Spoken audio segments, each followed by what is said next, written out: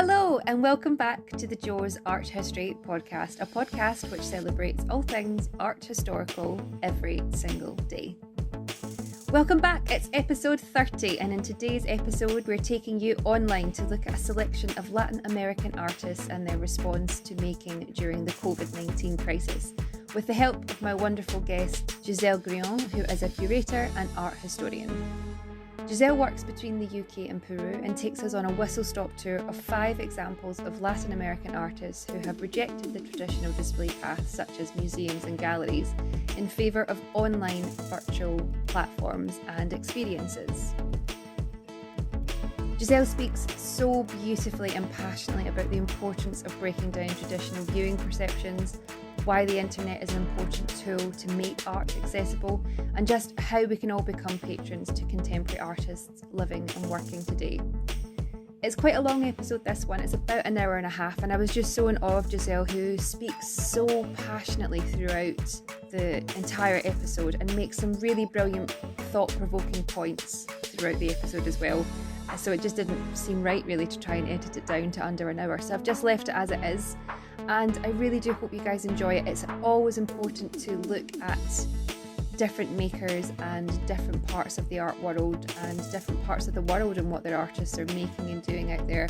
And I think it's a really interesting response. And yeah, I've learnt a lot doing this through this episode. And I hope you learn some things as well. So all that's left to say is sit back and relax and enjoy the episode.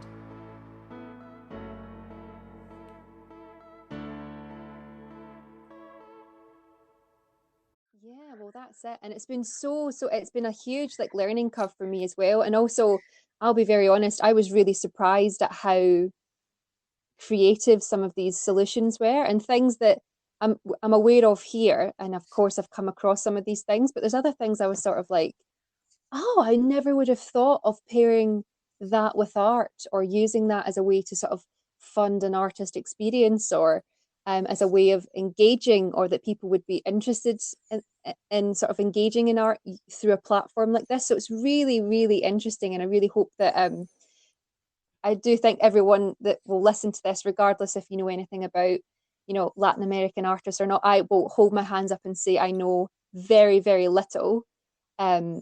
But that doesn't really matter. It's all about the art. And I think that's the great thing about art. It doesn't matter if you speak the same language or not. It's a very sort of visual thing that can impact you regardless of borders and language barriers and ages and generations. And I think this is what is so interesting about these projects. So Giselle, you're a curator. So what work have you? I've been working as a curator the last 5 years. And curating for me started out of a necessity to create spaces in Lima. So, and this is really important for me to mention always, because in Peru particularly, and in the Limeñan artistic circle, by the 2010, at the start of the last decade, it was very much believed that we had weak institutions and that artists couldn't in a way professionalize or have a bigger impact in society because we were lacking in spaces where, just basics. We could, not even like the funding, which is a huge question, where you get the money from and how you diversify the arts by actually having not only rich people being able to exhibit, but the question of where you exhibit it, where are the spaces to be able to exhibit it. So I kind of, in a way, I was working back then in research about Latin American pop art, but just by meeting so many colleagues, especially I was in close contact of recent graduates of art school, and they kind of had this huge question of where we take our career next if there are no spaces to exhibit, which is really, it's kind of buying into the lie of institutions. Institutions make you believe that they are the only universe and they are the only means to create a career, where you have the city, you have the street, you still have people living, if life is going on, there is creative output and there are means to do things, and Lima particularly is such a vibrant city. There's always so much noise, so much going on. It's so diverse because there we have a lot of internal migration as well. And when it's the largest populated place in Peru as well. So it makes for a really interesting city where there are always lots of things happening. And yeah, I kind of just became a curator, just a finding. In a way, I like fast. I just thought my curatorial experience in Peru started just finding out spaces where we could see it. It doesn't matter if it's bodegas, it doesn't matter if it's bus stops, it doesn't matter if it's just a digital space as well. And so I started just working as well a lot, really closely with artists in different collective groups, and yeah, and it's just been in the last couple of years that I started working with Peruvian institutions, and in a way, like entering the most well-known kind of curatorial institutional work, but my background is really mostly in grassroots experiences with collective work. So I can talk to you a little bit more about these collective experiences, which I think are really, really important. And I moved to the UK just last October, which, if anyone listening here actually has an experience of migrating during a quarantine, you can call me up because it's really hard. And and I just did not like when I started applying last year in January. I remember we were just listening something about something going on, and that it could potentially have an impact everywhere. But I just really, really, really thought, and everyone in Peru as well, and I think everyone worldwide really thought it was just going to be a matter of months till we get rid of this, and yeah. applying. You just kind of know when you start applying that's going to be 6 months. It's a really long, tedious process. And I mainly migrated because my partner, who's British, he wanted to relocate here. We've been living in Peru for the last 5 years, and he just thought it was good. He just wanted to come back, and I kind of understood that because he went back with me to Peru, to a place that he didn't have a clue of, where he didn't manage the language. So I just thought, okay, fair enough. Let's give England a shot, and let's try to relocate here. And it's been hard, but it's been also incredibly amazing to be able to give a proper shot to digital platforms, which in a way have made me feel connected. Even now, even I can't go out. I mean, as we speak, yesterday they declare the second quarantine for Peru, and it's quite hard. Our first quarantine lasted 180 days, which was most of last year. And people just were going out, and right now it's the summertime in Peru, at least, or in the south of the Americas. So people are really struggling, and I was just thinking how important at least the creative work that so many artists are doing, and the platforms that they have created since March are so important to just be able to breathe and continue to feel that we're still working, we're still thinking, we're still living, and we also have time to feel miserable and feel super sad and feel really horrible. I mean, for those people that have lost family members in COVID, it's been really hard. But I feel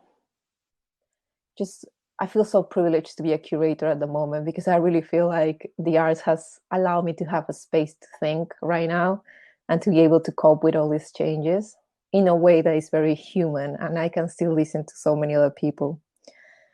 So yeah, I just basically migrated out of family relations, and I'm trying to establish myself here again, but never really, always having one of my other half always in Peru, because I love so much Lima. Lima has given me so much. I can completely empathize with the whole idea of, having your heart in two places. So I've moved country twice, not during a pandemic either time. And you still, I could totally get that whole idea of having this sort of longing for home, this place where you have your base, your family, your friends. But I think what's, like you said, what's so brilliant about art is, and particularly the whole idea of, that the whole art world had to be very quickly catapulted onto the digital realm. within a few short months last year, and how different people responded. It's a really exciting time within the arts, and it's a way of discovering people and connecting yourself and learning as well. And that's what I found really interesting about how things have been propelled Mm-hmm. online, and also looking at how different people have responded.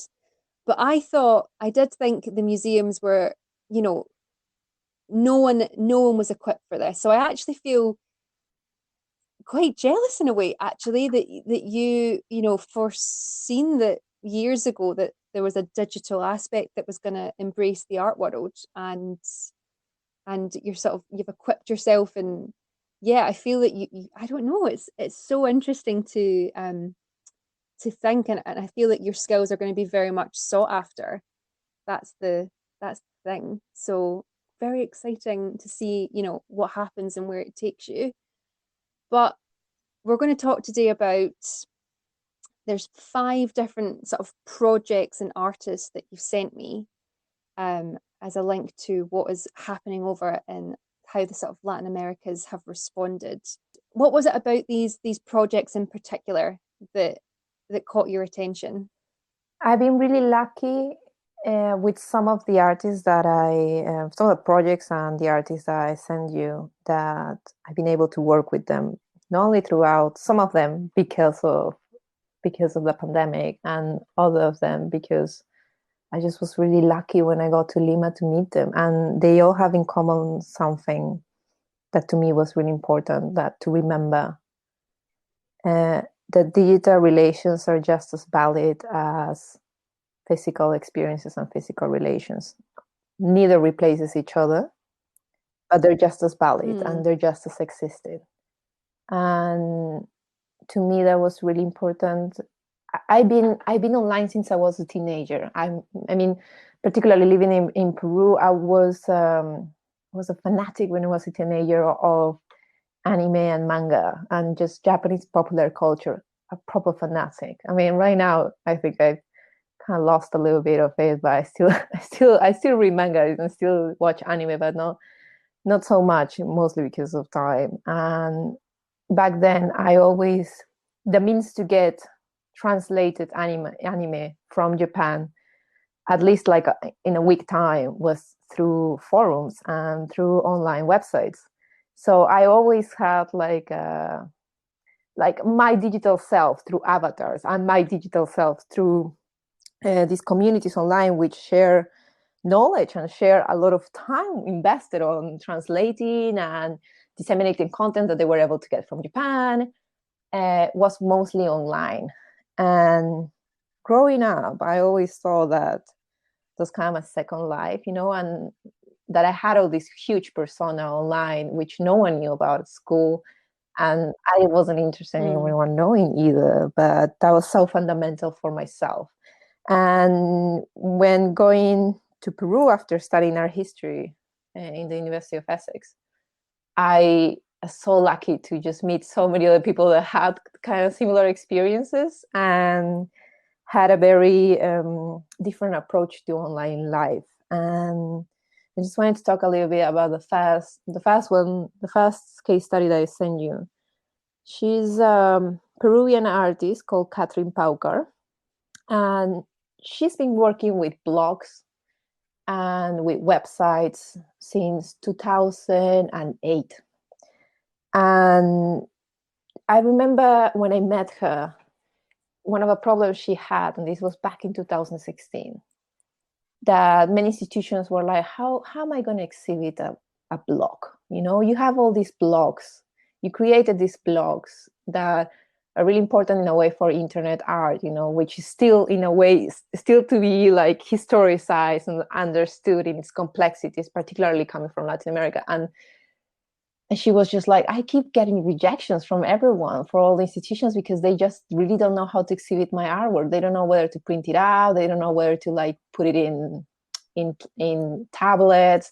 They don't know whether to just put computers mm, in a space. And I don't know if that actually translates in a way the experience that I'm trying to make. And Catherine had, amongst the many blogs she produced in the early 2000s and in 2010s, She has a blog in which she documented the change of like thought or process making when she after a breakup, and that's called like it's a name in Spanish, 31 maneras de olvidar a tu ex, which is roughly translated to English like 31 ways to forget your ex. And it's just like, it's very simple. It's like a how-to guide in 31 days to forget your ex. And it's, I mean, at the time she applied it only to romantic relationships, but it's so useful for any episode of change. Like the recommendations are beautifully posted as just one single blog post over the lapse of 1 month.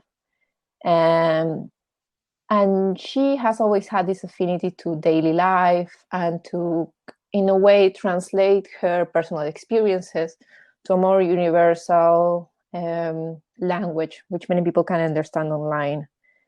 And I just felt, when I first saw her work, I felt so moved by first her understanding of daily life and the way that she could appreciate stuff that was going on in her personal life and translate it, and also like share it with others, not only coming from an autobiographical point of view, but trying to translate that as tools that could be helpful for others. And she is very much interested in the dynamics of healing and healing through the arts, and but always looking at online. So how can the online platforms create a universal language? And she's been lately struggling with motherhood, and particularly the quarantine. And that has been the case for everyone, absolutely everyone in the world. Yeah. And particularly women. And I'm so I just, it breaks my heart that so many women are having to oversee right now their children's education and their children's well-being and their children's economic welfare. It's just so, it's too much. So what has happened as an impact of quarantine is that women who used to have like to work double, because they have, most of them have to dedicate to the household and also have to find a work, now have like a triple or fourth commitment. And it's just unbearable on their time and how they spend their time, in invested time, and that also has a huge impact on their mental health. And sadly, even if some countries are lucky enough to have some policies which help for women not to feel so burdened, it still is a global burden on women to take of care dynamics and care workforce, especially in the household. So right now, everyone having to be at home, it's really difficult to find a space for, as a woman, especially for people that have little kids or have elderlies in their household. It's very difficult to find time and the space, the mental space particularly, to occupy with yourself and to have some kind of care for yourself. And Catherine, very early on March last year, she was just telling me, like, I feel so horrible because this is just going to have such a huge toll on my mental health. And she's a single mother, so she has struggled quite a bit with also dividing the time of who's going to take care of the child, especially during quarantine. It's very difficult, and in Peru, government wasn't so clear as to what the rules apply for households that share a kid.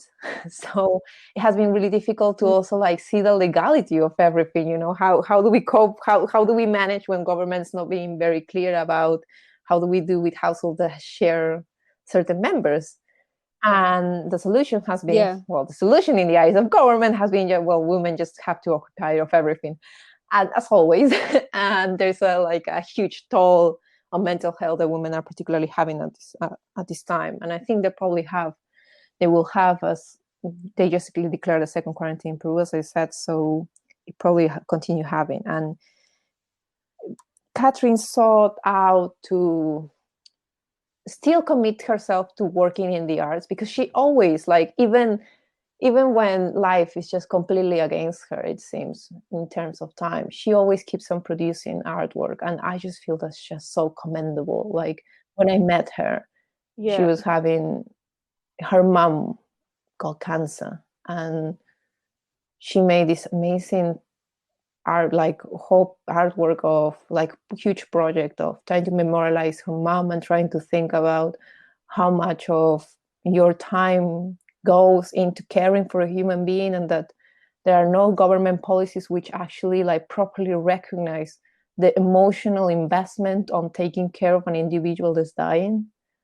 And she's made a huge project about it. And I met her while she was doing that project, and I just thought, so brave of her to put her personal life, but also make these tools for the people to confront this time space, which also share in a way these experiences.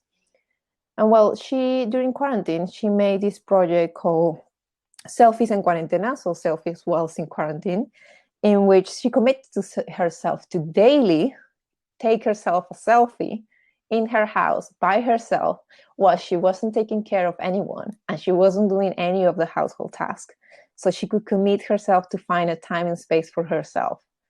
And at the time when it was published, the fast reactions were it's so great that you're doing this. It's so good that you're giving yourself the time. And as time went on throughout the quarantine process in Peru, other people started copying that as well, trying to take selfies in their own, to make a free time in their schedule.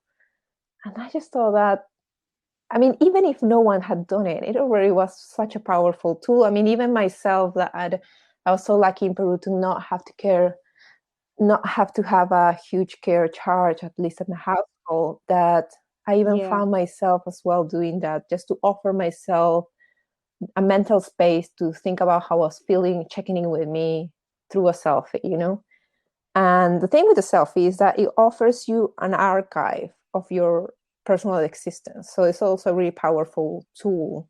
It can be. And I just thought it's so giving of Catherine to also posting it online as the days went on. So she didn't just post it when everything was over, but she went on posting it every single day.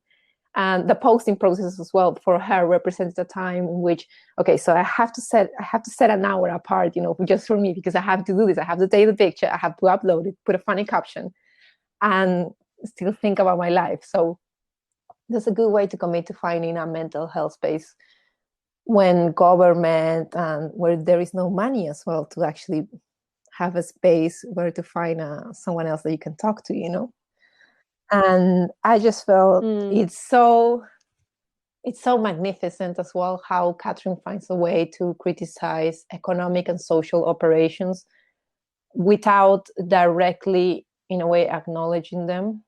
And her artwork always just gives me so much, and found myself as well, people that I send their artwork, her artwork, that it's also really helpful for them, particularly during these times. What I loved about it, when you sent it to me, when I read the sort of blurb, and I was like, okay, because it's a very simple idea, and you don't need any sort of very expensive things. Everyone has a camera on their phone.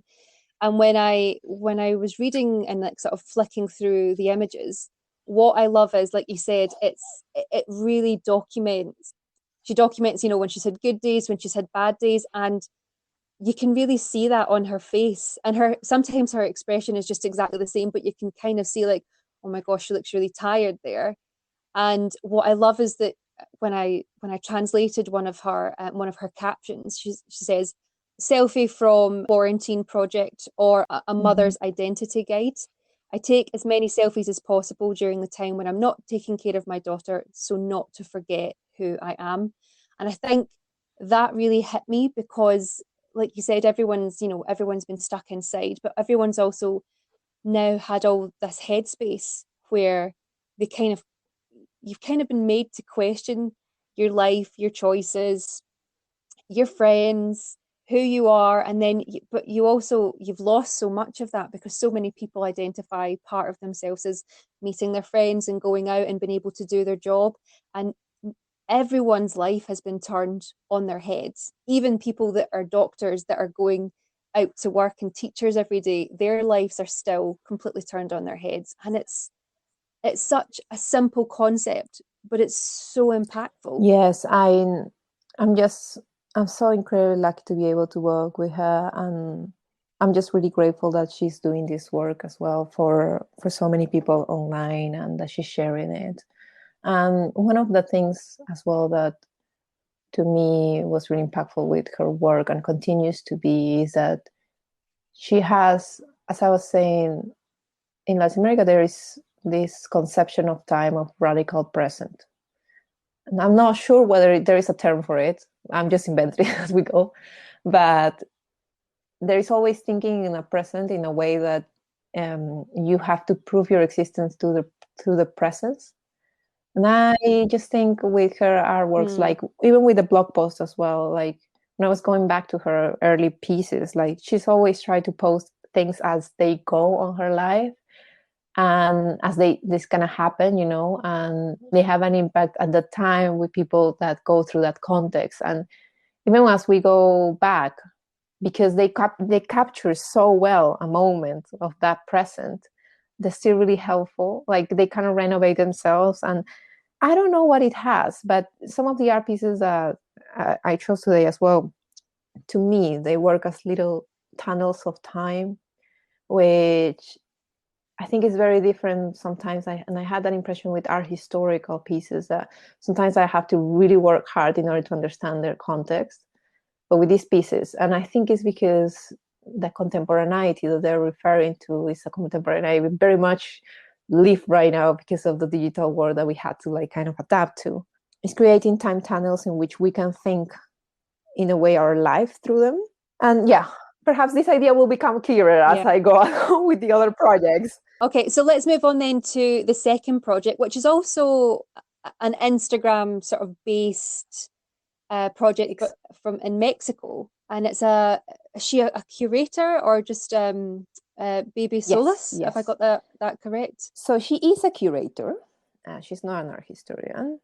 She dedicates as a curator. She's based in the US actually, but she works. She also has her heart in two places, and she started this Instagram and Facebook platform, Obras de Arte Comentadas, or roughly translated in English into commented artworks, as just a place of like making sure she could communicate to others about contemporary art from Latin America.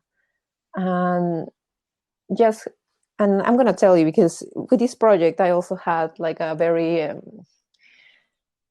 had a lot of change of thoughts and change of attitudes towards Instagram. So I remember when it appeared to have like some kind of trend Instagram in 2016, at least in Peru. Like it was just automatic. Everyone was posting their stuff on Facebook, and automatically, literally from one day to another, everyone was on Instagram, and Instagram was the place to be. And if you weren't on Instagram, you didn't exist. And it's this sort of code of invisibility that I really, really disliked about Instagram, and I've really struggled with it. And the last few years, at least locally, I became one of the person that was the most spokesperson anti-Instagram kind of discourse. And it's not because there are not great things in Instagram. It was mostly because in Peru, it is taught, in Lima particularly, Lima, and I'm going to be really fair here because as well, like sadly, we are not a decentralized artistic national space. We're very much centralized in Lima. And it's not the case that there's no other artworks and artists based in the provinces, but they mostly have to always migrate to Lima in order to make a career because most of the institutions are based there, sadly. And in Lima, there was this thought that if you don't belong to a gallery and you don't have gallery representation, or you are not in Instagram and you don't have a present following, you don't exist. Like those are the means in which you can get to the bigger leagues, and sell your artwork and actually be self-sustainable as an artist, which is the dream of and the set career that they teach you at schools. And when I started teaching in Peruvian artistic schools, I just thought this is so toxic, because not only is it not real, because many artists that are represented in Peruvian galleries, they don't sell a thing, because of course galleries have their preferences and times change, and sometimes one artist becomes fashionable and then it doesn't mean that they stop existing or they stop producing. But sadly, it's thought out that way, and it's an educational problem, a problem, because if there is a discourse that comes from school that tells you that you need to go a certain way, it doesn't allow you to experiment in different pathways. And I'm just going to be really honest. Galleries, at least in my experience in Lima, are so unprofessional. They don't pay. They are not fair to artists. They don't even care about the artworks. And I'm going to be real, like, and everyone knows about this opinion already in Peru. But I really believe that so many of them, they really don't care about the artwork, and they mostly care about the status quo. And of course, they all come from a similar school. They all come from the same social class.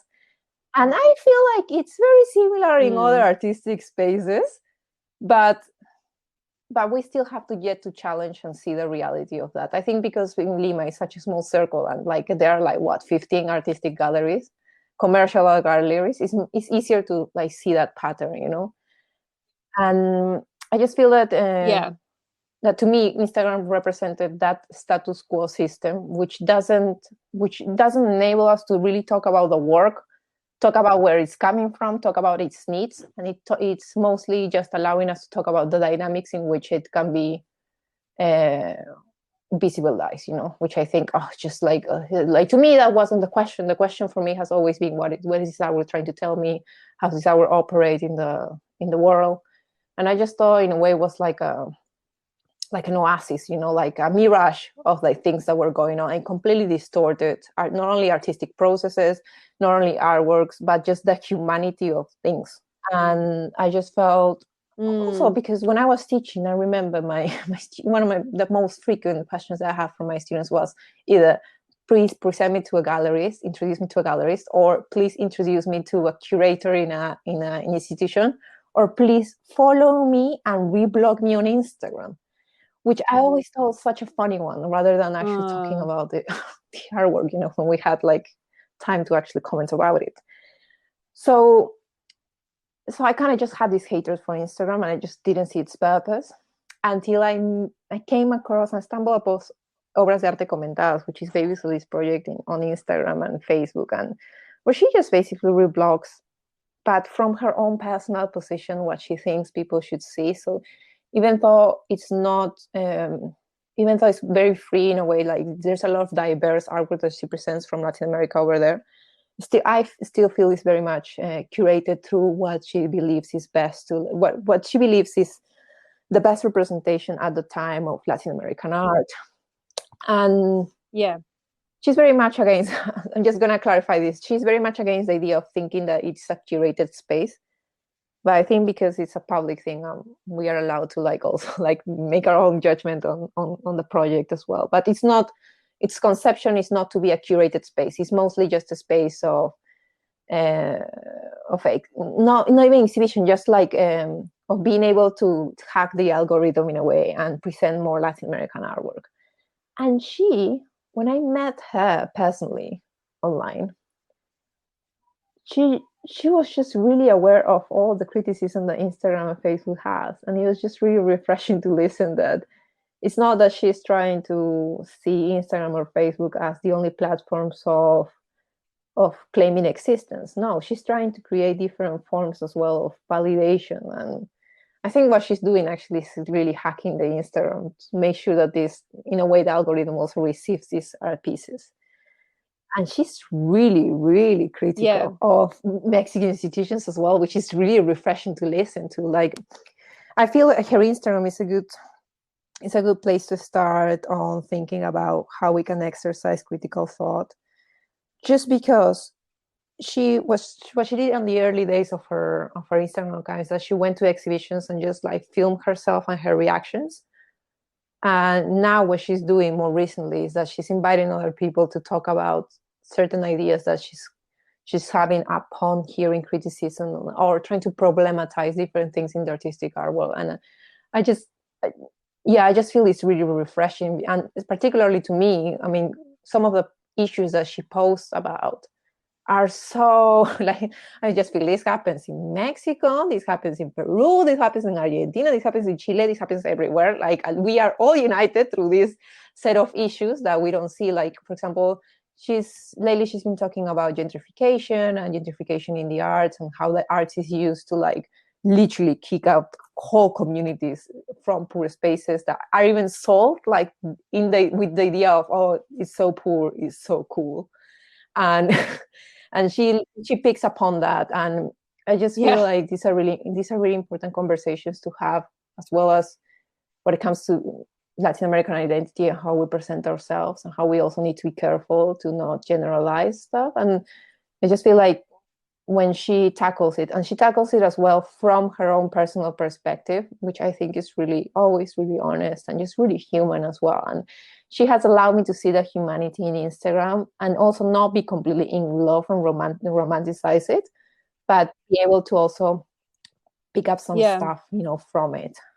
So when I had a look through her Instagram, she it's like you said, so she has, you know, she shows a varying sort of degree of arts from Latin America. That can be sculpture, it can be painting, it's also video art. So there's no sort of prejudice in what she looks at. And I think that really promotes an idea of, you know, looking at everything. But what I really enjoyed, like you were saying there, is that she has these really open and honest conversations where it's literally just her in her kitchen, just chatting away on live, just about things like, you know, the etiquette of artists and what's expected of them. And she kind of tries to dismantle the whole idea of, should you be on Instagram, that you have to do this, you have to do that, and giving her opinion on that. There was one that I saw was about the etiquette of following on Instagram, and she was essentially like, I think it's ridiculous that you're genuinely terrified that if someone follows you and they're from an art background, that you have that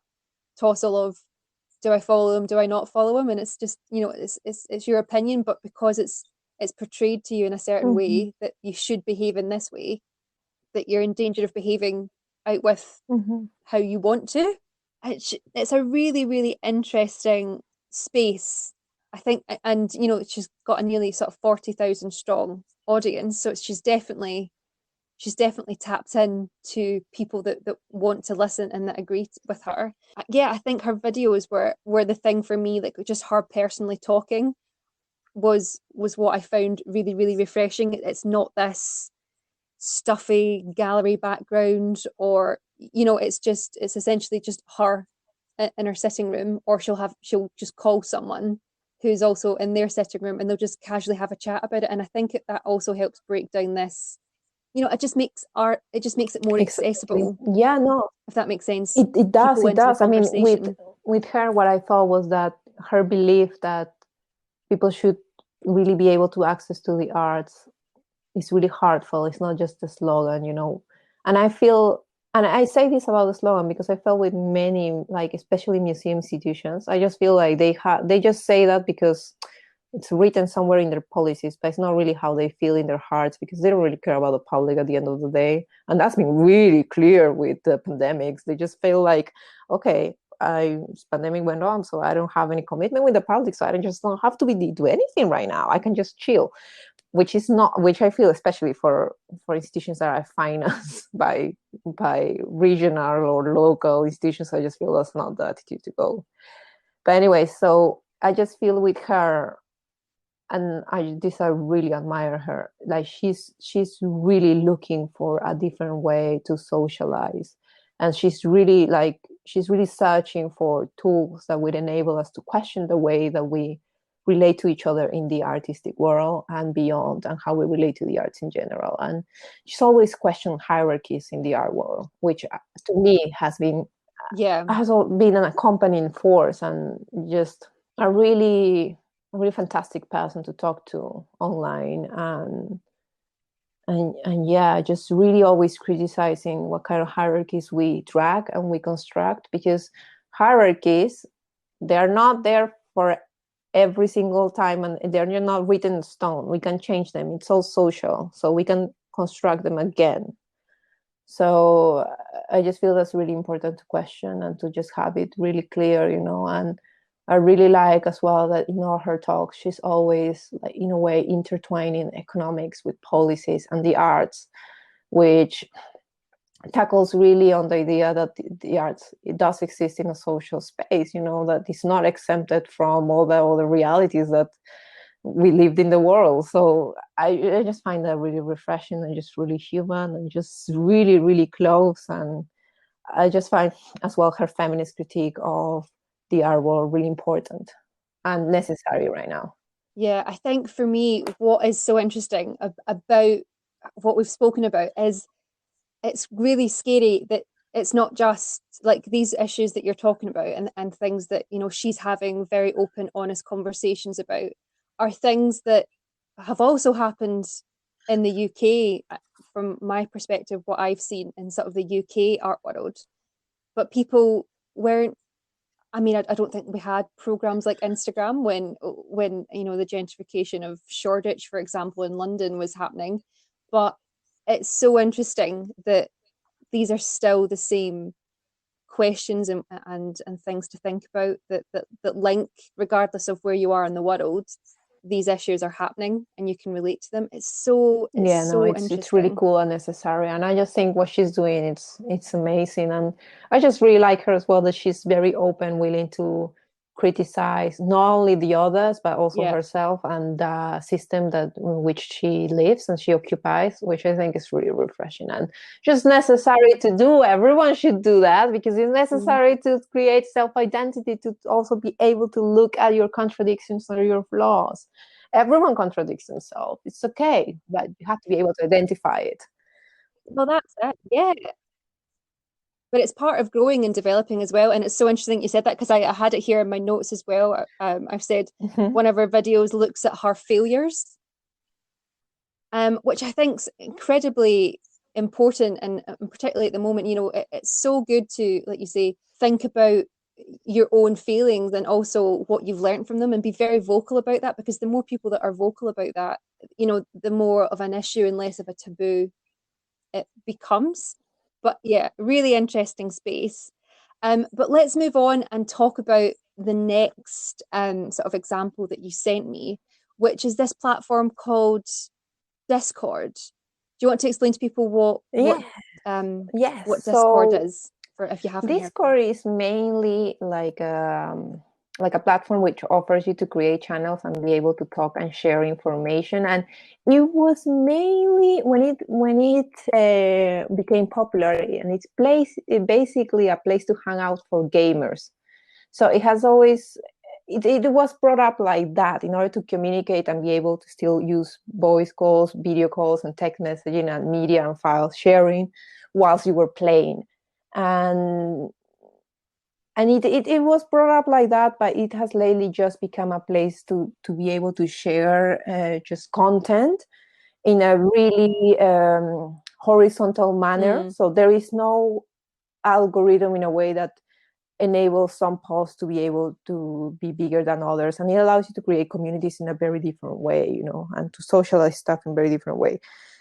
uh, so this specific exhibition that I'm mentioning, it was brought up and completely sketched up, and just found Discord, the software, as a space of exhibition. And the exhibition was organized by Bexpo. Is a digital institution based in Mexico, which is conducted by Jose Fernando Gres Munoz, also known as Ponyboy in Instagram. He's a Mexican artist, and he is amazing. He is one of the best things that has happened to me in the quarantine, just being able to meet him. And he's been doing Bexpo since 2019. He's been doing exhibitions about in his household, in the streets, as well, just trying to see how far he could take. It all started kind of as a joke, like, oh, how far he could take, like, being a virtual institution that, you know, that doesn't have a specific space, and how also he could find an exhibition space in just his kitchen or his living room. And he's been yeah. also connecting with lots of grassroots, also similar dynamics, you know, similar groups in Mexico, based not only in Ciudad de Mexico, so that's a capital city, but also based in the other different regions of Mexico, of young artists producing as well, and seeing Instagram and seeking out new spaces digitally. And I found Bexpo because a friend of mine, a close colleague, recommended him to me when they had an exhibition called on the same name as a song of the Spanish artist Alejandro Sanz. And the song is called ¿Quién me va a curar el corazón partido? So who's gonna cure my broken heart?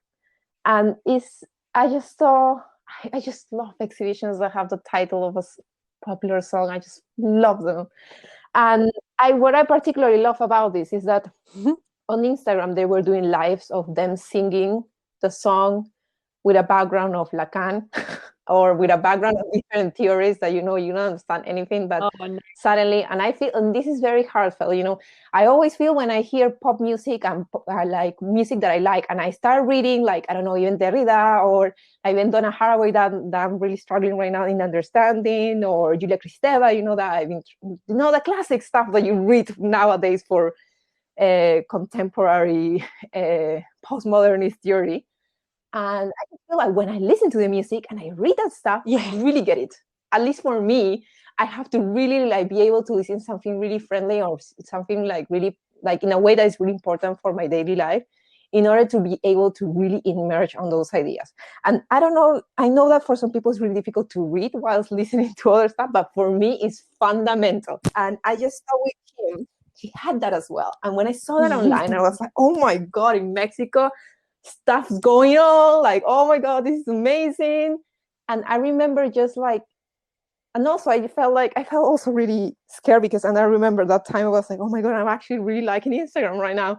I remember just feeling like, oh my, he made a life and he was like singing the song. And he was singing about how he didn't understand Lacan, but he knew that Lacan's conception of time and feelings was really important to what he was doing.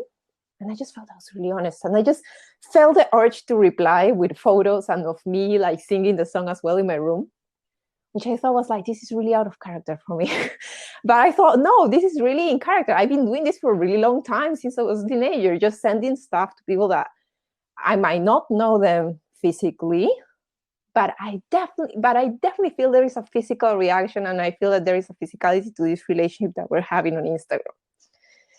And so I was really lucky to work with him with a virtual exhibition that I named Maldita Primavera, or Damn Spring, which was based, I developed this exhibition on hot glue.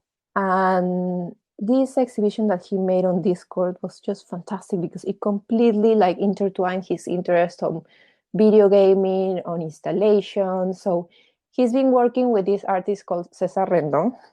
And César Rendón works appraising the PNG file. So I don't know if many people know, but PNG files of images are way much better than JPG files. And we can discuss about it like a whole year long about it.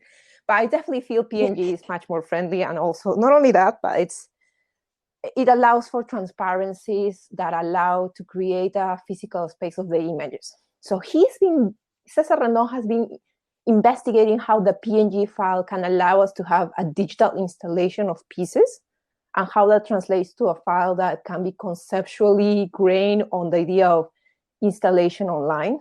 And this was brought out because installation has always been thought out as being a really difficult medium to translate online. And historically, that has always been the case, and even right now with big museums that have always, like, in a way, have a big installation always mapped out for their yearly program, they're really struggling to translate that or trying to readapt to an online format. So César Rendón started from that idea, and he started investigating, okay, but come on, it's impossible that there is no installation in itself in the online world. There must be one. And he found that one solution was looking at the PNG file. So what Fer, as a curator and also head of Bexpo, what he did was trying to find out how these pieces could be installed in a space that allowed for people to communicate freely and being able to just like to fairly be able to talk about that specific platform, and I feel like this shared sentiment that I have a lot with Fer, which is I mean, I remember in March, by May, so many museums that what they did was just, okay, we have this exhibition, so we're just gonna take pictures of it and we're gonna upload it online on our website. I just thought, come on, you can't be that lazy. Like, I mean, you don't even need money for this. I mean, you definitely need the skills, but everything online, everyone shares everything online. That's the etiquette of online resources. You have a resource, you share it for the world to have it. And I remember just feeling like, oh, they're so lazy. I mean, and also it's in between laziness and at least for me, in my case, it was kind of anger as well, because I've been doing websites with these artists for longer than 10 years. And suddenly some institution comes and says, oh, I'm going digital. I'm posting pictures on my website, which I just thought, come on, this is so lazy. You cannot even look at your own local artists and see what they've been doing for the last 10 years. Come on, you surely must know that. Even do collaboration ties. I just thought, like, come on, this is such a missed opportunity. Anyway, so a shared sentiment that we had was that in order to really think about the digital space, you really need to be fair to its dynamics and its language and its codes and its understanding of space.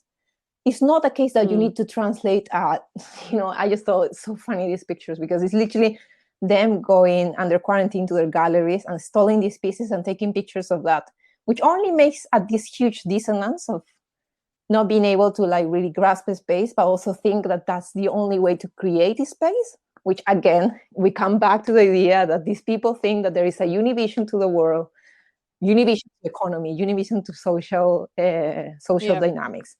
So when Fer did this, I just thought what he did was, under the Bexpo general account, he created 6 different channels with just different content that he thought was like of different Mexican artists that at the time were working digitally and were doing web-based artworks and PNG files that he could adapt on the idea of a city that was convulsing through online platforms, and that was showing its city through online language.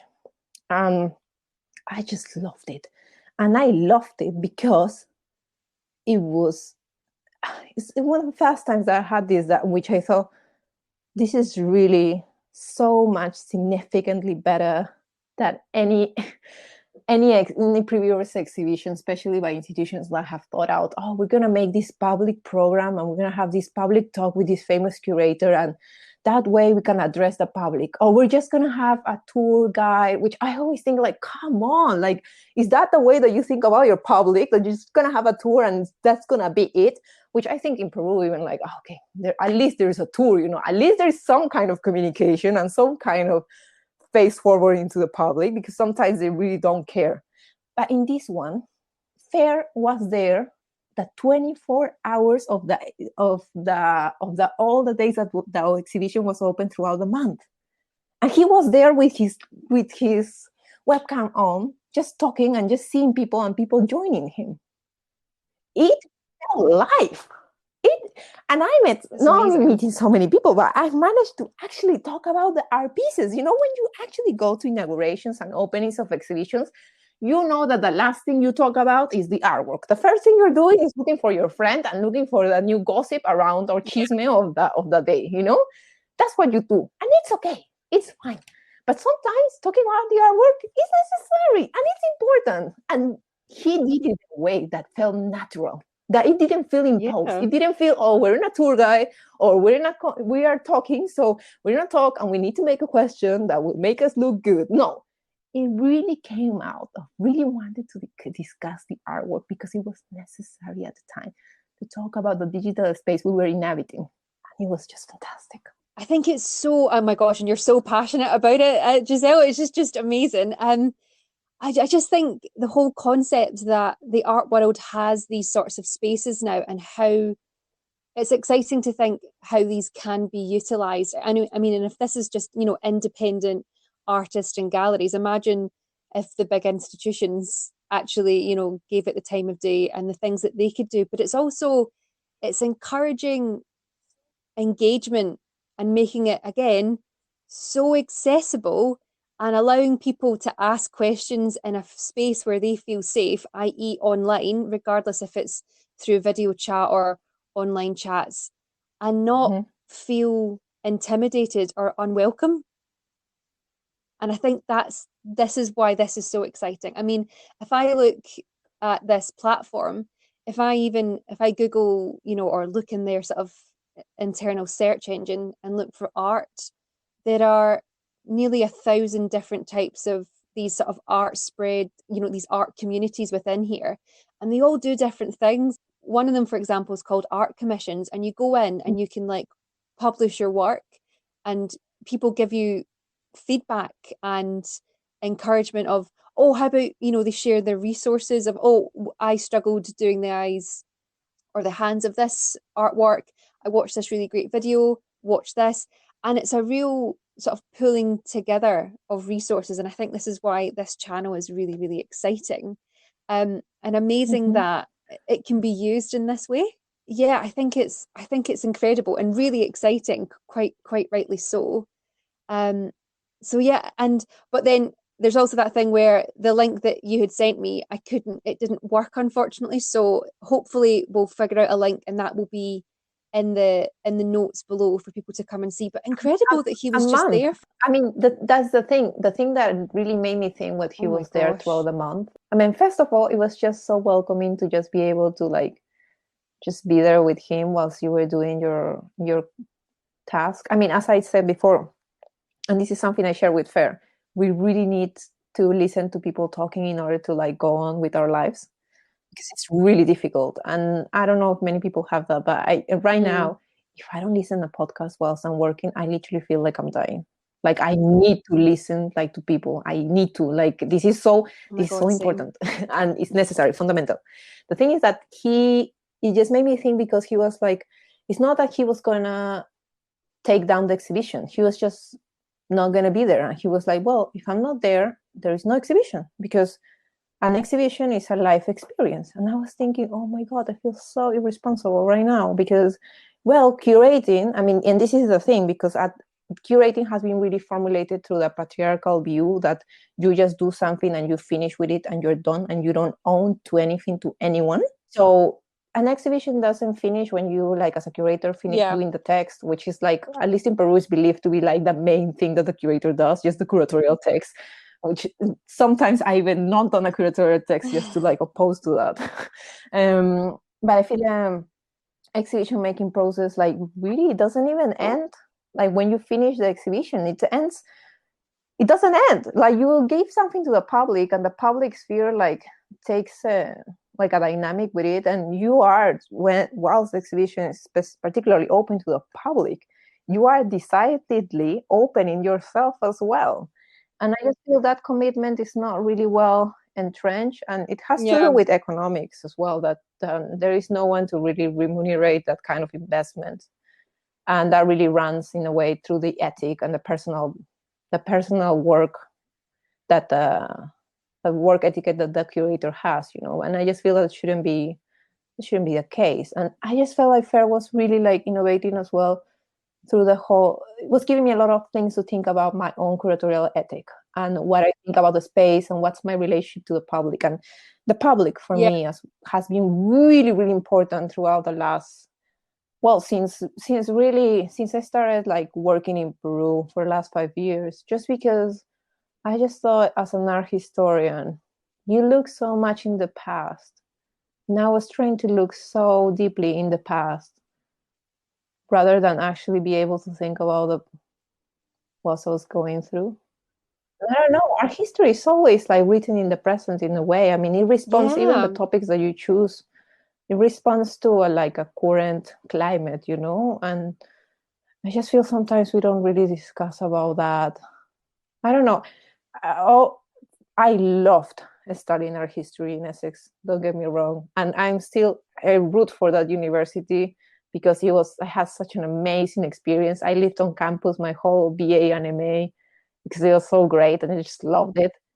And I love that library, the Albert Sloman Library. I dream about it.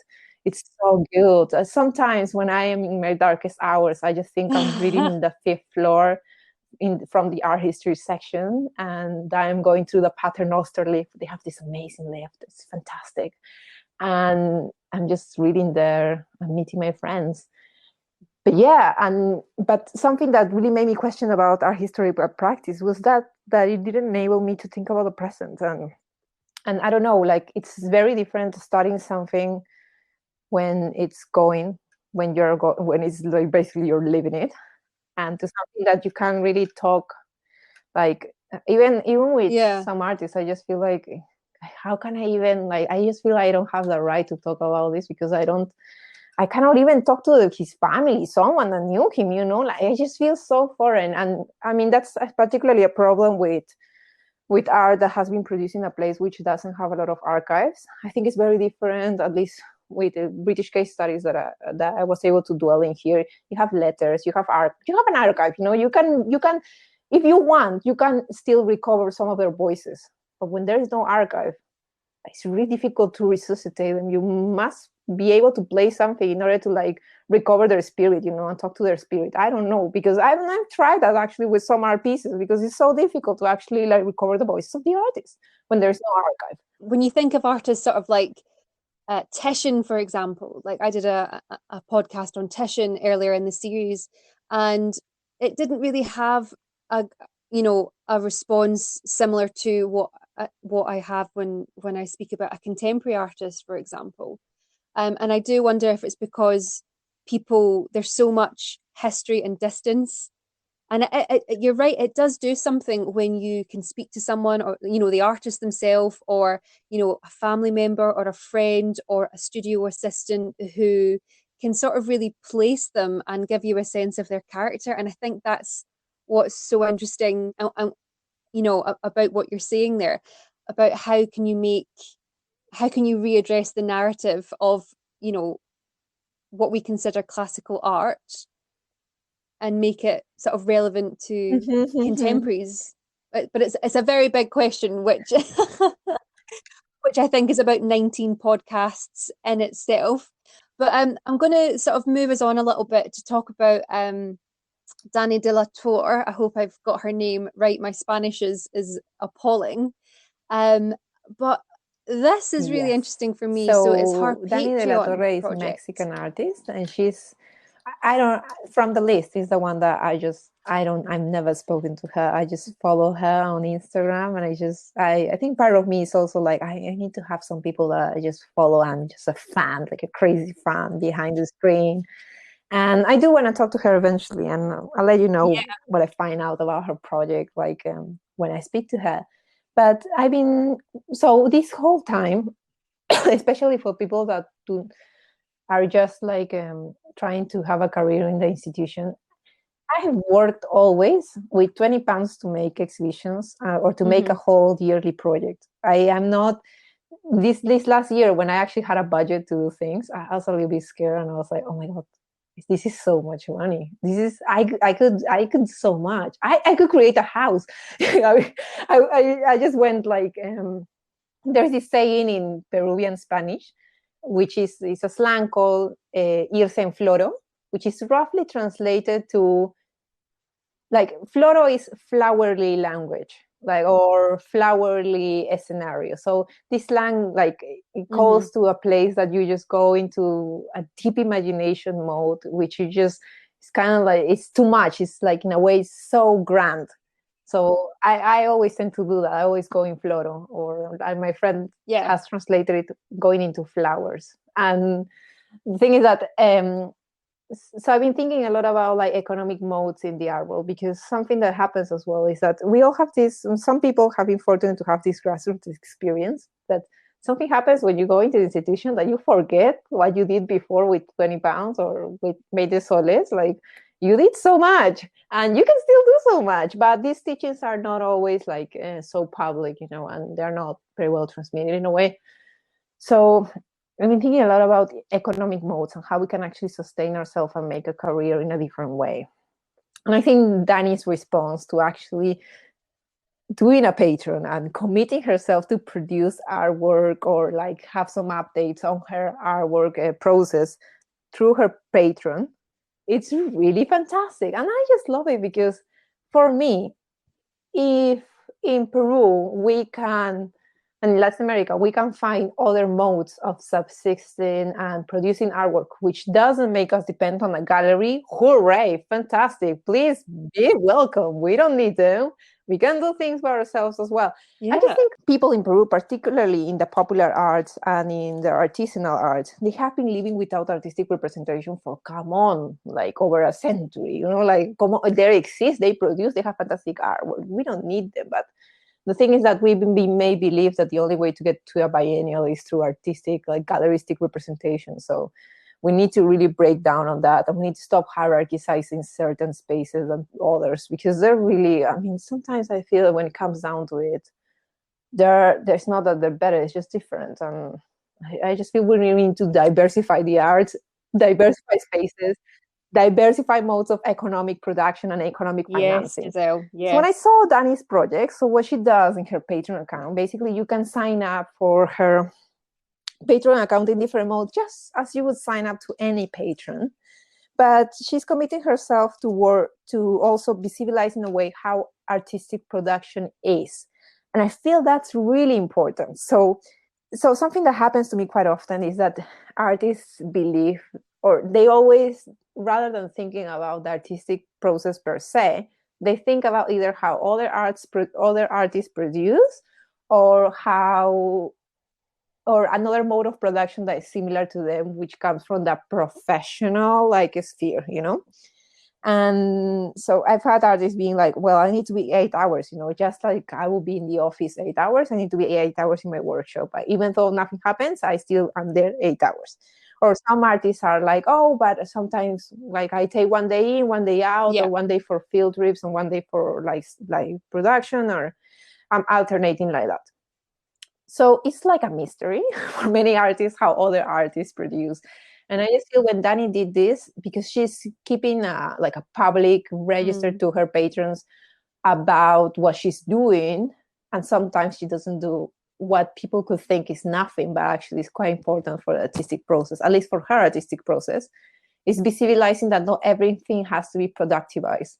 And I just feel like that idea, the different mode of thinking of production, the in itself against production, I think it's really important and refreshing to listen. And I think artists, particularly coming from art history, something that I've been really, and you must have it as well, but something that you're so lucky when you get in touch with artists from the past is that you get to see, you get to study their mode of production and their mode of working. And that gives you so much. Like you learn so much from it. And sometimes even like deconstructing a romanticized past of how they, like the discourse of how they used to work and the reality actually of how they work.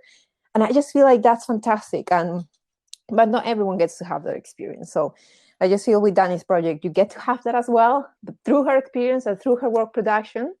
And I really encourage anyone that would love to like be part of her Patreon to sign up. And not only hers, but also Obras de Arte Comentadas, so the Baby Sleeves project that we were just talking previously. It also has a Patreon, which is fantastic. She sends you daily messages with new artworks that she doesn't post, and exclusive notes that she's taking from her bedroom as well, which are amazing. And I just really, I support that mode of patron production, really, patron paying, just because it's a different way of financing creative people and creative projects. Well, that's it. And I think like it really struck a chord with me when you said, you know, we need to diversify how we view what is seen as, you know, the traditional way of artists having funding, or artists, how we promote artists and things like that, because it's like you said, it's a really interesting way to like, there's no right or wrong way. Just because you're in a gallery or you're not doesn't mean that you're, you know, it shouldn't be viewed that because you don't have gallery representation that your art isn't good. That's not it at all. There's been plenty of artists throughout their life who have been told, you know, look at Vincent van Gogh, for example. He only sold one painting in his entire life, and now he's considered a complete master, and his paintings go for millions and millions and millions. Just because it's how it's always been done doesn't mean it's the way to do it. And I think this is what got me so excited about this. But even like art historically, artists, you know, old masters used to have patrons. So for me, this is just it's not recycling an old idea, but it's such an innovative way to fund an artist and support an artist as well. And I think it's just a really great response in modern times of how to reach people and how to I kind of play the system of what's going because I'd heard of Patreon, but I Mhm. also I associate Patreon with podcasts, for example.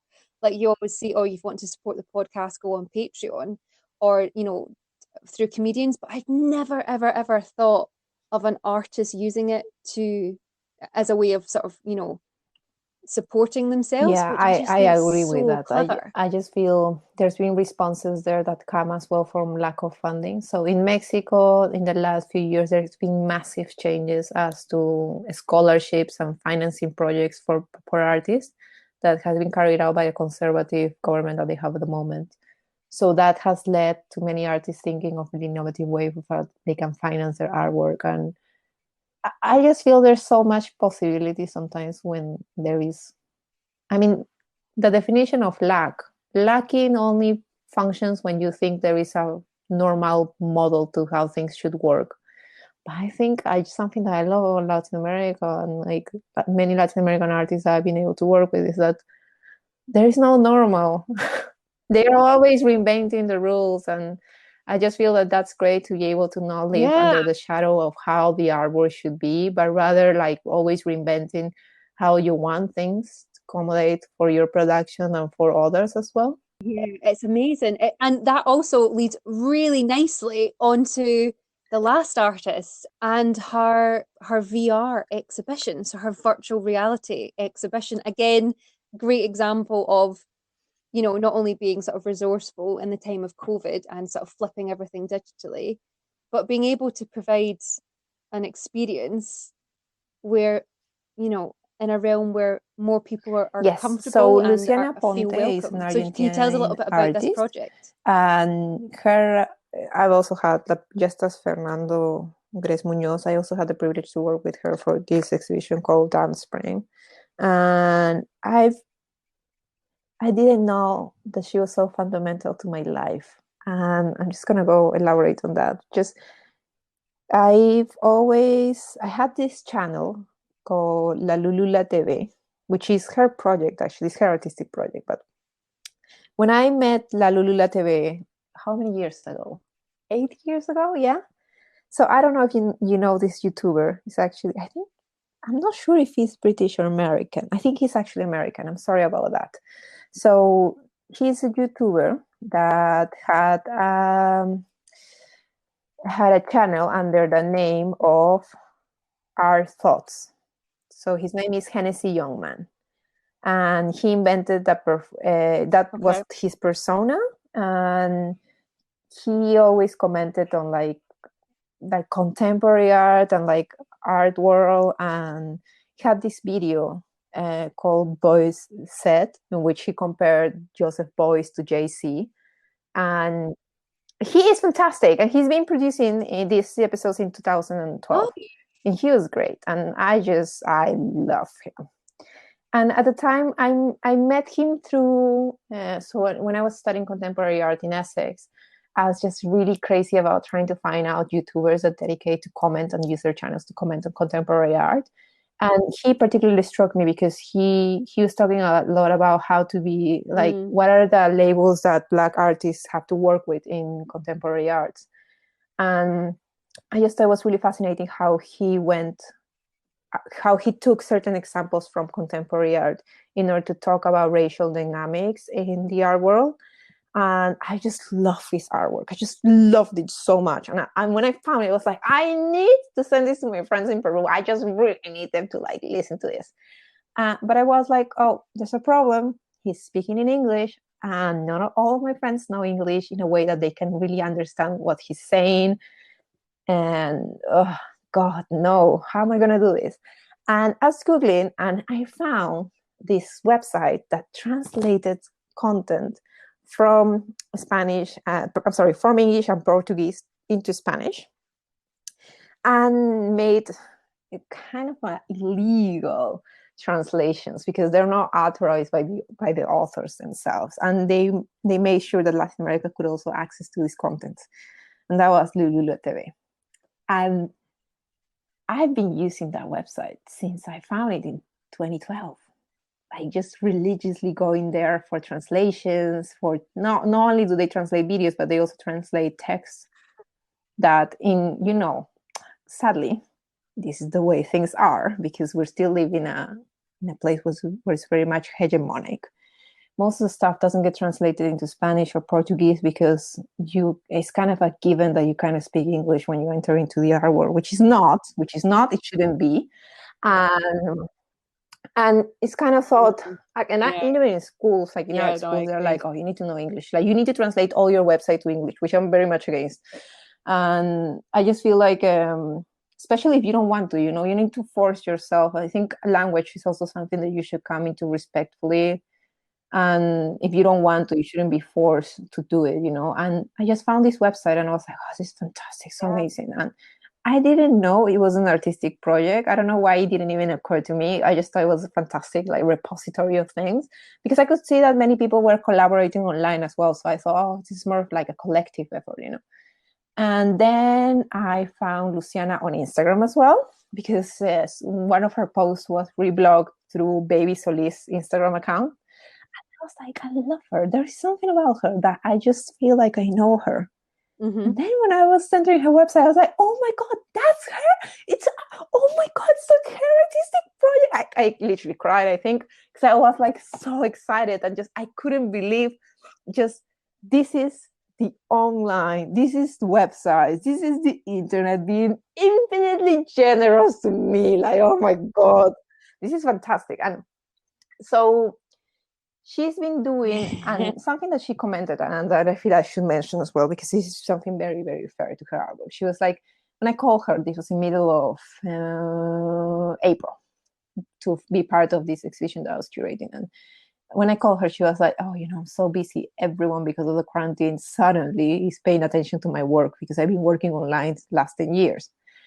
And she was like, I just hope that this lasts. I just hope that they don't discard me afterwards. Yeah. And I feel it's very real, for a lot of web-based artworks and artists, they are really feeling really scared that this quarantine process is just going to be a way of institutions capitalizing on their work and just completely forgetting about them afterwards, which it can happen, We need to praise the web-based art and also recognize where it comes from and pay homage to the people where it comes from, and also pay as well. Like, so many of the ideas and so many of the stuff that's coming right now and being mentioned it's not that's just being worked for the last few months. No, it comes from a really long time. I mean, web-based art still exists for the last 23 years. So of course there's going to be a lot of references that we can take, and people that have been working without really expecting, in a way, some kind of recognition.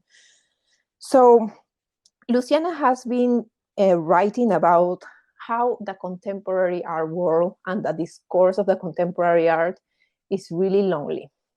It's just really, really difficult sometimes. And she's been talking a lot about, she had this fantastic text, which I can link. I can send you the link afterwards, on that she published on the Mexican magazine Terremoto, where she talks about how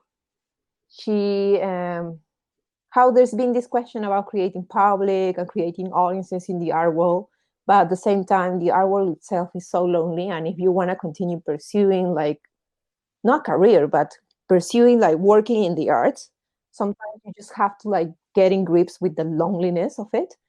And the thing is that, when I read this, and the text is fantastic, because she talks about how it feels to be almost in a lonely island, in a just waiting for something to happen, when you're working in the contemporary arts. And sometimes it happens and sometimes nothing happens, and that's okay. And she was saying how these efforts into making a public, they're not really honest if they don't come from a place of recognizing what the contemporary art discourse is. And I just feel that was great and necessary at the time. And I remember she published a text in May when everyone was going crazy of what we do. We create podcasts, we do lives, we do there was this hyper production as well of nothingness that I just felt was really interesting, because nothing was really in a way, even though you had a lot of content, content in paraphrasing, but it didn't really strike a chord with no one. So at the same time, you weren't doing much. So I don't know. Luciana had like, she's very, very perceptive of like radical present as well. And she's recently made for Casa X, which is like a space and a repository. And this is basically a virtual reality experience, which you can actually enjoy. And I'm actually going to link the proper link now, because now that I link in Casa X, I think I only link the images, like the screenshots of the actual VR experience, And what she did was basically like translate to virtual reality this lonely island, which she's been thinking about the contemporary art. And you get in there and you just listen to the sound of waves and like water, which is fantastic because it really does translate you to that kind of like lonely experience. But what happens in Luciana's work, and this is something that I love because she has that in so many of her projects, is that you feel lonely in this kind of lonely search of how your feelings about like the workspace in which you are inhabiting. But at the same time, because she offers you that platform to feel lonely, you don't feel lonely anymore. And I just love that. It is fantastic, especially these pieces. The title in itself talks so much about the contrasting feelings that you can have in the artwork. So the title is No entiendo por qué te quiero. I don't understand why I love you. And I just feel like, basically what you just say when you are working in the contemporary art every single day and you go to inauguration, you just feel like, I don't even know why I'm here. So yeah, and there is this I think as well when it comes to Luciana's work, because she's been working online so long and she's like almost like a pioneer in Latin America of the distribution and translation of our pieces into Spanish, that I feel most of her artwork is really refreshing. And not only refreshing, but also it comes from a really honest like perspective and fair as well perspective of the digital artwork and how digital dynamics are. Yeah, so I just really love that. And I hope that you guys can enjoy it. You can either enter on a device, so you can install the app for virtual reality in your phone, or you can join the room through an avatar, because you create yourself an avatar and you are like, you're relating to yourself to other lonely inhabitants in this island. So you're no longer lonely because your avatar suddenly is with other avatars and you get to you can actually interact with them. Yeah, I just think it's such an amazing concept, and it's so true what you say about the whole idea of I don't understand why I love you, but yeah, it's a brilliant piece, and like you said, and we'll link that in the show notes below, that you can go and sort of interact and no longer feel lonely. But yeah, and so poignant as well for 2020 and what's looking like quite the sort of first half majority of 2021. You people being isolated and alone, and how that stretches across not just in their sort of perhaps professional careers, but in their sort of personal ones as well. At the Fantastic. So moment, I just checked, and it's Casa X is such a based in Ciudad de clever Mexico. I'm piece. sorry about that. But okay. And Luciana has also something that is really important about her life and her That's artwork okay. as well, is that she considers herself an errante. So I'm not sure how you would translate that actually to English. So it's someone that inhabits a space, a wanderer, like someone that inhabits a space for really like a few laps of time, and keeps on traveling and doesn't have a fixated home. Yeah. So even though she's from Argentina, she's from Neuquén, which is one of the provinces in Argentina, but she keeps on traveling, and she's lived like a chunk of her life as well in Ciudad de Mexico. And I just love that, because that wandering feeling of having to like not having a really like an only home, I feel that's very much translated as well to the experience of the island that which you're navigating. And I think it very much informs as well the way that she shares stuff in the art world, which I love. I mean, she's so generous, and she's just fantastic. I mean, I didn't even know when I met her, when I started working with her, but she's actually done so much for Latin American artists, just with translating that and having that huge repository. And she also has a Patreon, and I will support you to finance that Patreon, because when you subscribe to her Patreon, you are assuring that so many other Spanish speakers get to have a contact with a lot of content of contemporary art produced in English, because she translates them, and she basically finances her life through the Patreon. So if you want to support that, and if you're a native Spanish speaker, or you're a Spanish speaker and you love for your text to be translated, I would definitely recommend financing her and supporting her website. Amazing. Giselle, thank you so much for coming on and talking about these amazing projects. I feel like I could talk to you for about 9.5 hours here, because it's just, and I feel like everything you've said has just been so profound and hard hitting and really thought provoking. So thank you so much.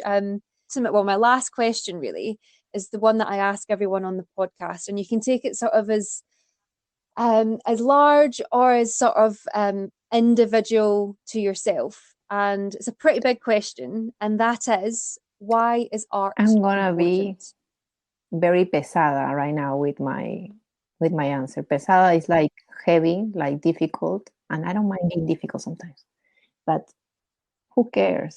I don't know.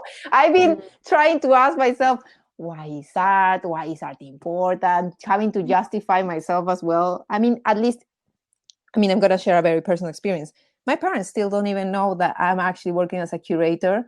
When I was studying art history, they sent me a check to buy oil painting and canvases. And I actually said that in their email. And I was like, oh my God, they really don't understand what they're doing. I'm going to take the money very happily.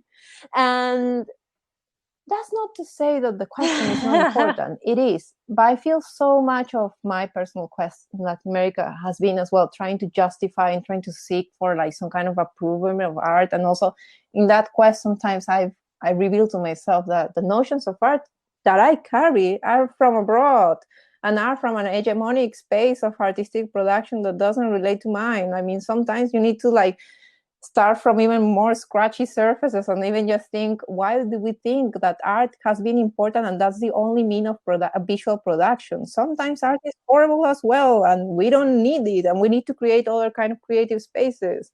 And I just feel like, why is art important? Art is important because we need to sometimes get rid of it, and we need to challenge it, and we need to live and continue be able to create spaces in which we can inhabit our I just don't know. Like, I always feel with that question. I've been asked that so many times, particularly now, because we have to justify our existence because of COVID, and we are not. I don't know if you saw, but there was this very viral poll that said, "Who are the least essential workers? The artists, like the least necessary." I think I don't know which journal like carried out that poll, but it just was a viral picture, and it was translated to Spanish as well. And I think for many people in the arts, it has been really difficult to like kind of justify and go over with their work. And I just feel such a constant question that sometimes just feel, you know what? No, sometimes art doesn't matter, but what we're doing here, representative creativity and representing different modes of productions, is still important. And we'll figure out together if eventually art is worthy to continue, like as a concept. I think as well, sometimes when I think of contemporary art, I feel like, oh my God, this is so toxic.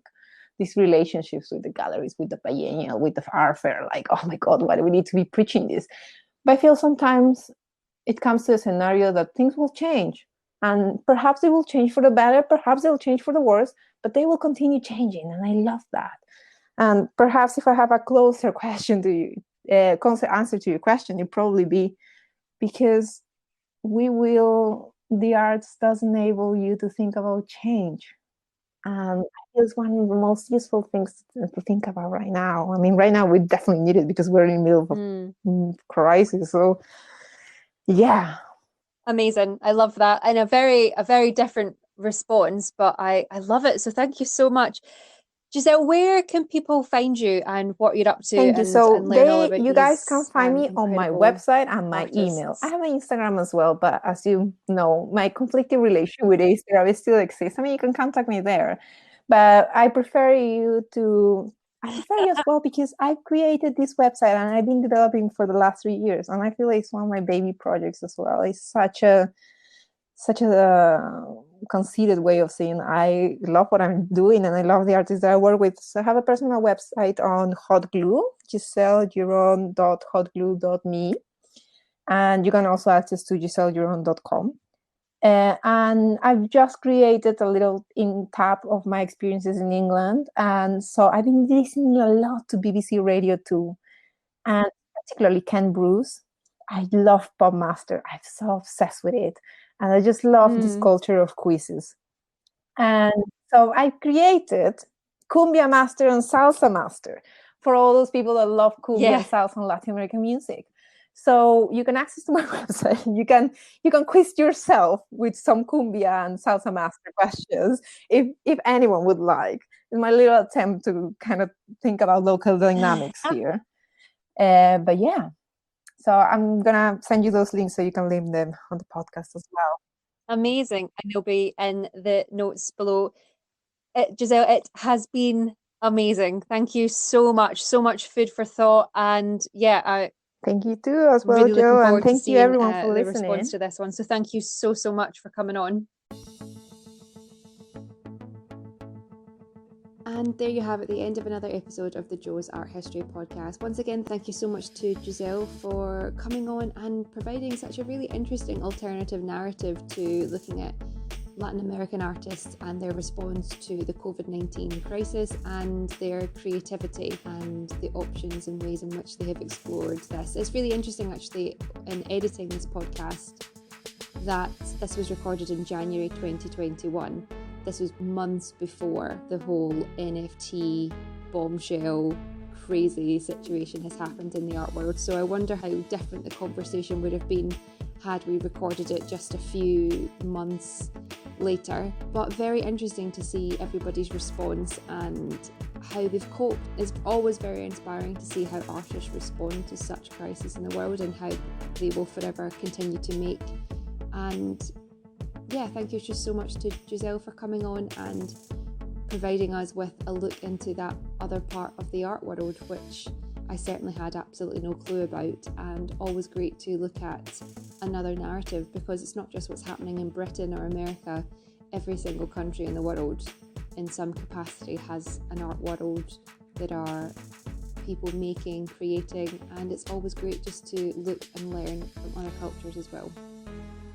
If you've enjoyed today's podcast, please make sure to like, rate and subscribe. And while you've been listening, if you think of anybody that would be interested in hearing about these artists that Giselle has mentioned, please do feel free to pass the podcast on to them. It's always great to get more people listening to the show. This podcast can also be viewed on YouTube as well. If you just type in Jo's Art History, you can find this episode as well as all my other back catalogue of episodes on YouTube, and it's a very sort of basic video that plays, but you also get to see the images that we discuss as and when we discuss them. If you'd like to get in touch and discuss anything you've heard today, please feel free to do so. You can contact me, joesarthistory@gmail.com, or you can DM me on Instagram @joesarthistory. And hey, while you're there, why not give me a little follow as well? It would be lovely to hear from you. And I don't just write about what I discuss on the podcast. On my Instagram, I also write about lots of other things as well. Finally, I've been Jo McLaughlin, your host and resident art historian, and I look forward to welcoming you next time on the Jo's Art History podcast. Until then, keep learning and remember, art is for all. Bye.